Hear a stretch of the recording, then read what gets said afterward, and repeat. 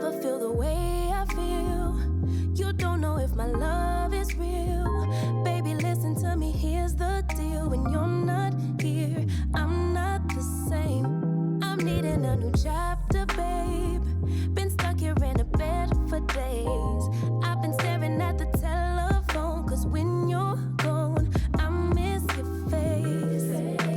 8 o'clock by Republicans have been doing a thing where they piously defend their partisan calculated war on history by invoking the Reverend Dr. Martin Luther King Jr. They repurpose his words to use them as a shield when defending their Jim Crow era war on facts. Take a look. They're hearing a lot about critical race theory, so what is it?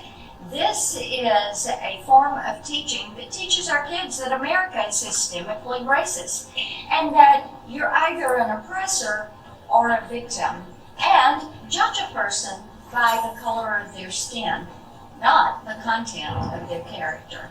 The Reverend Dr. King famously said, and he was right, we should judge our fellow citizens by the content of their character, not by the color of their skin.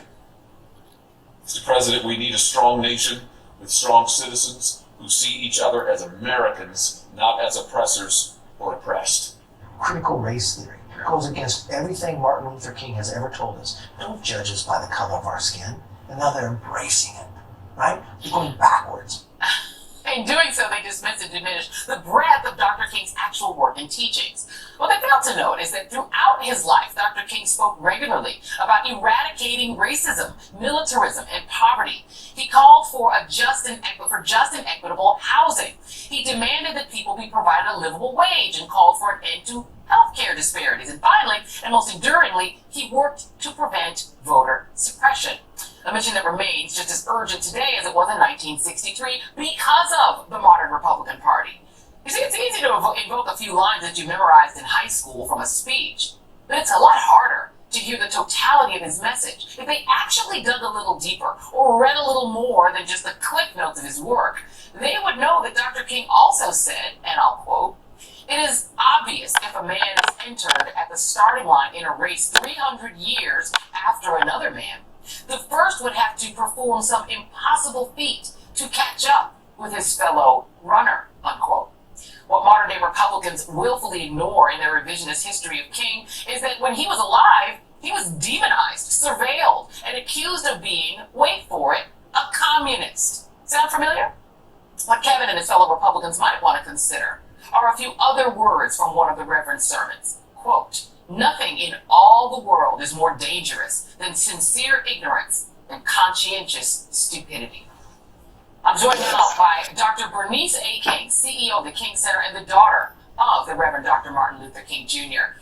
I'm so excited to have you on, Dr. King, and I want to ask you. Thank you so much. Well, I follow you on Twitter, and I love every time you just lovingly rebuke these people who really, in my mind, pervert the meaning of your father's words for their own purposes. How does it feel for you as his daughter to hear his name invoked in defense of refusing to teach history?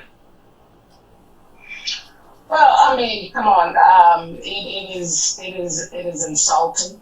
At one point in my life, I got really upset until I understood, the essence of what my father said in the quote you just mentioned about nothing more dangerous than sincere ignorance and conscientious stupidity. I feel that I, along with my brother and those who represent this legacy, have a responsibility to continue to educate people on the truth of my father. You've done an excellent job at everything you just said about the fact that he was devoted to eradicating the triple evils of poverty, racism, and militarism. And while he invoked those words at the end of his speech, I encourage people to read the whole speech. I think there's a danger to reading the last part. He was a preacher.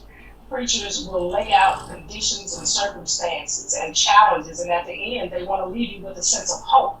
That was the hope part of his speech. We hope that my children will live in this nation where they will be judged by the color of the content of character and not the color of their skin. But we're not dismissing the fact that there are these conditions that he talked about during the I Have a Dream speech concerning the Black community that have to be addressed. He would never encourage us to ignore the conditions and not to put forth the effort to address them, but he would also encourage us to study the whole context of history. Yes. He did that, and where do we go from here? He laid out how we got to where we are.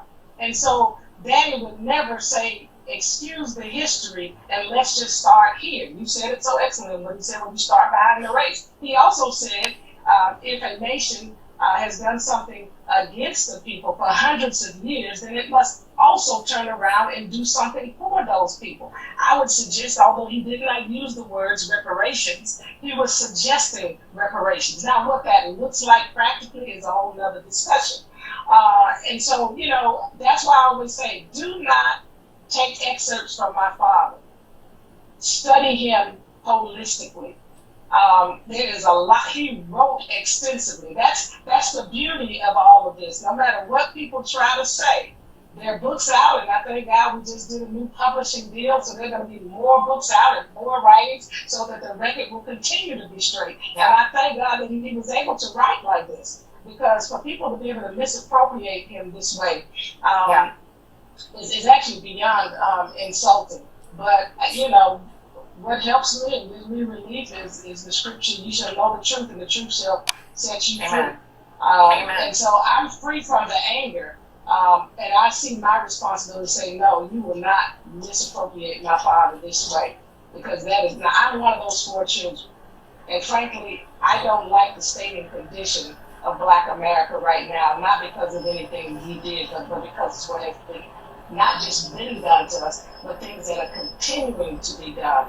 I can talk about some things personally, just living in the neighborhood that I live in, the redlining that goes on. Yes, there's that exactly. So no, they don't have a right to do it, and they will continue to do it. And thank God for you and so many other voices, and we continue to speak truth proudly. You know, and people, you know, it feels like people have sort of mummatized your father. They only know that one line, the color of our skin, content of our character. They really don't know anything else. Exactly. I mean, he wrote a sermon at one point in which he said America might go to hell, which Jeremiah writes to he never got to deliver that sermon. That was the sermon he was going to deliver the Sunday after he was assassinated. That's right. And in fact, he told my mother several months before, he said, all the signs for the rise of fascism are here in our nation. And she explicitly told me that over and over again. I don't know why, but she told me in her latter days. Look where we are. Hello everyone, and I'm pulling you into my bedroom for this quiet, intimate conversation about the situation that Joy Reid is addressing. And the situation is white nationalist and the use of Martin Luther King to sedate Black people, Black America. I don't know why they do it, but they do quite often. It's like when they're trying to push BS especially, they run to those key speaking points. And I just want to say, America, don't fall for that. And if you are falling for it, and if you're not, because it's insulting your intelligence, and it's not nice. It's not nice. These white nationalists did not want to even put together a commission for January the 6th, the insurrection. And if they don't want to put a board together to figure out what went wrong on January the 6th, then can they really be trusted? Half of the Republican Party still wanted to vote to overturn a free and fair election. I'll wait a minute and let that sink in.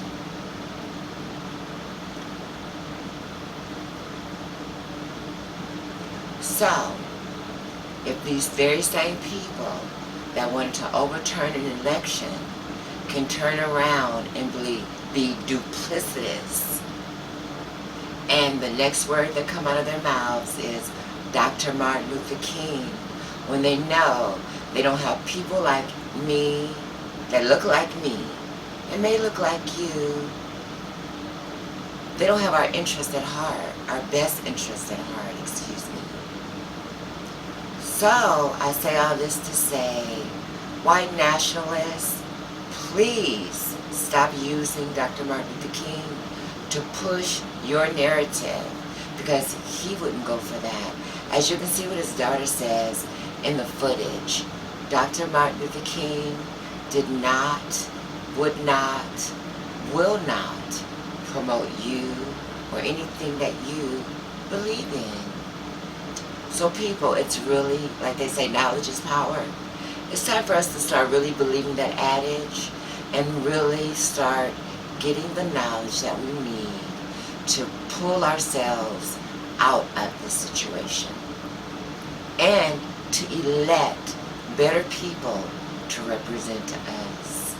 Unfortunately, Josh Hawley, Kevin McCarthy, and even Liz Cheney, even though she's, kind of did a 380, 360, whatever, she's still. So people, let's make the right decisions. Let's pay attention. Let's vote. Voting is fundamental. So alright guys, I'm going to wrap it up on that note, because I can drag this out. I can get upset. I can pull my hair out. But really, what is it going to do if 4 people only watch this video and don't share? But anyway, I still love you 4. I appreciate you 4. And until next time, and there will be a next time, take care of yourself out here in these streets. And please do hit the like, subscribe, and comment. Tell me what you think about this video. Oh yes, to come off the video, have you guys been checking out Joy's hair? How she has made her transformations. She looks so nice. I have to give it to that sister. She looks really good. And I'm really proud of MSNBC because they're allowing her the freedom of expression with her hairstyles. And as a black woman, we all know that it's easier to wear protective styles.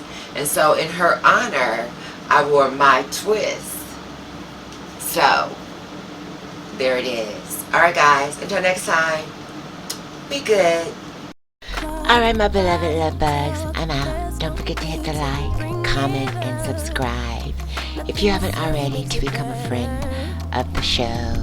So until next time guys, and like always, there will be a next time. Once again, take care of yourself.